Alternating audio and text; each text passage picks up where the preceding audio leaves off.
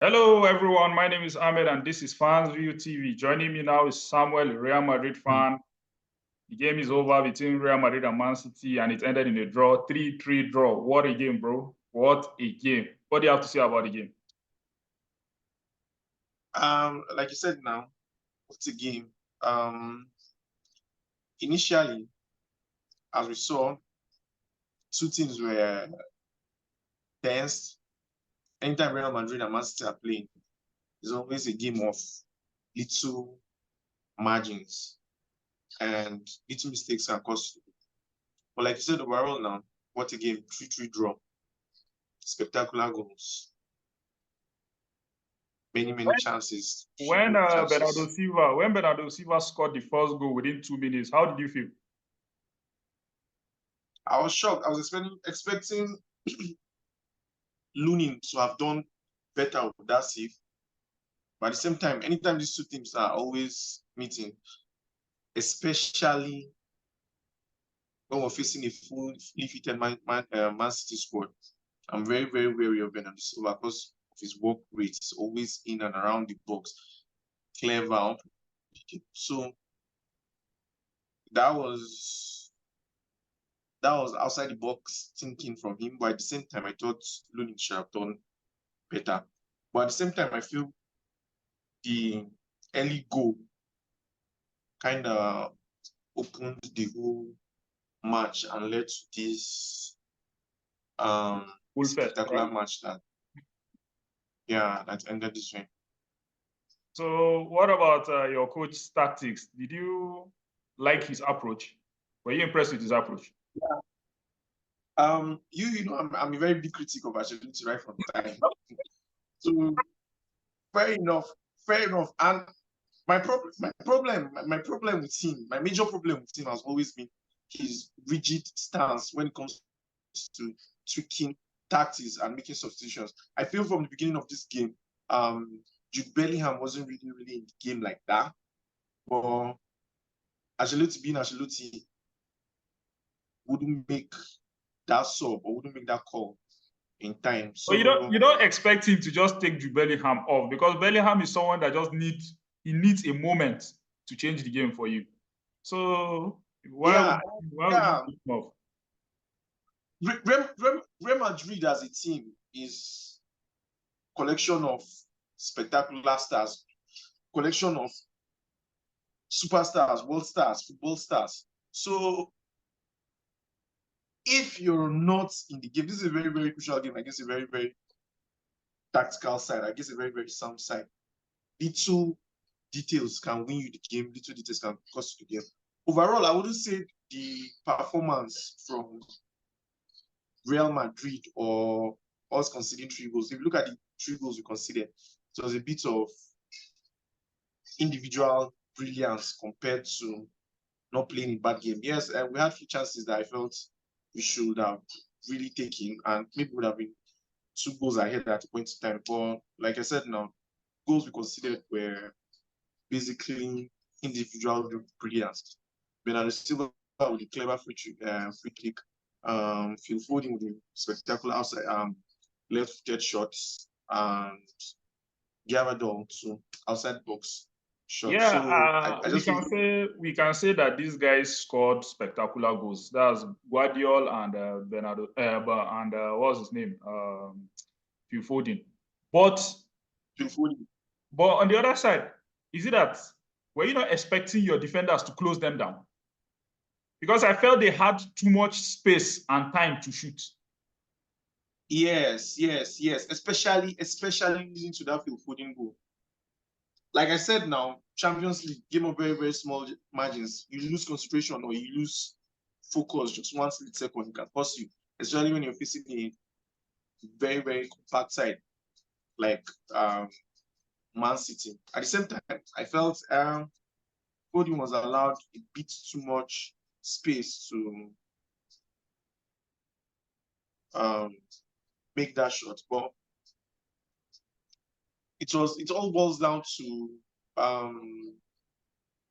how this Man City side are organized, moving the ball quickly from left to right, making short, quick passes and movements around the box. So, like I said, individual brilliance. Okay, If it's not so Phil Foden, I don't see anybody being in that position or taking that shot at that particular time. okay, so going forward, what do you expect from your manager? Are you expecting Real Madrid to play like this in the Etihad? Actually, I was a bit impressed compared to our last outings facing Man City. I was a bit impressed that at least this time around we actually took the game to them in a kind of way. Bringing back to the topic of having a clinical finisher, if we had a clinical finisher or had someone in case of, say, Mbappe in that team, I'm sure one or two chances that Vinicius missed a couple of few players. So going into lose is go hard and go for the kill second leg. We had at the point in time in the game, we were sort of not being too careful. Like we're taking the game to them at a point in time. But once you sit back or once you try to protect the scoreline against Man City, you're definitely inviting pressure to yourself. And I feel that's what brought about goals that we conceded. We're actually sitting back too deep and allowing Man City to come off the pitch. But when we had the ball and we're actually pressing or actually going forward, Man City will always be vulnerable. I'm not saying they're not a good side, but I think conceding those 3 goals is because we actually started showing them a bit too much respect by sitting too deep and sitting back behind the ball.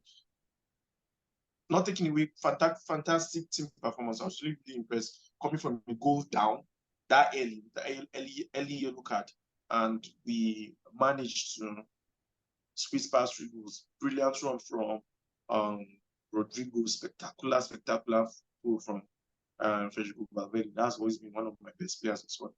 And who was with the 3rd goal? Scored the 3rd goal. Valverde. Yeah, Valverde, Rodrigo, and Camavinga. Camavinga, yeah, outside deflected shot, actually.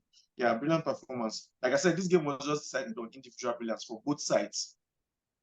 Rodrigo's run, Phil Foden's outside shot, and the remaining 4 goals in total. So quite an interesting match, I must say. I was actually surprised we took games there, but I felt we should be do better killing chances, considering this was not a fully fitted, strong Man City side. You understand? But we also had our own shortages in terms of full squad strength. But like I said, the spectacular performance from both teams. Disappointing we didn't get to kill the game early enough and we allowed them to fall back in. But okay. The next question I want to ask is, can you eliminate Man City in the Etihad? Yes, now. We've done it before. It's not as if we've not done it before. It's 3-1-0 in Etihad. They are going home. 2-1 in Etihad. Wait. You think you can keep a clean sheet in the Etihad? 2-1 in Etihad. They are going home. Yeah, that's true. Like I said, it's a game. Which goal wowed you this night? Which goal were you impressed with? Oh, definitely Federico Valverde's goal. I wasn't expecting that. That goal. Or was it because it was the equalizer? No, considering how the goal came about, not even how the goal came about, the technique to execute that kind of shot, it has to be something spectacular.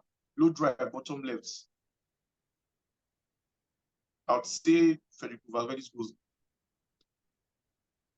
Okay. Phil Foden's goal was spectacular with Man City's 3rd goal, but Federico, you have to have that technique. You have to have something special to be able to execute that kind of shot. 3-3 is not a bad scoreline. I feel going to the Etihad, Man City will go under pressure because they want to score. If we can keep calm, keep composed, and hit them on counter like we did, I think we're very, very dangerous going forward. Like, especially when they are playing in high line and we're hitting them on counter, anything can happen. Pressure should be on them when because they are trying to get a result. Fire again. It's in the next 8 days. Let's see what will happen. So before we go, what are we going to say? Hala Madrid, Abi? Hala Madrid. Always, always. Hala As you notice, you Madrid. should be flexible. Okay. Hala Madrid. All right Yeah. now. Thank you for joining me. See you next time. Yeah, thank you. You're welcome.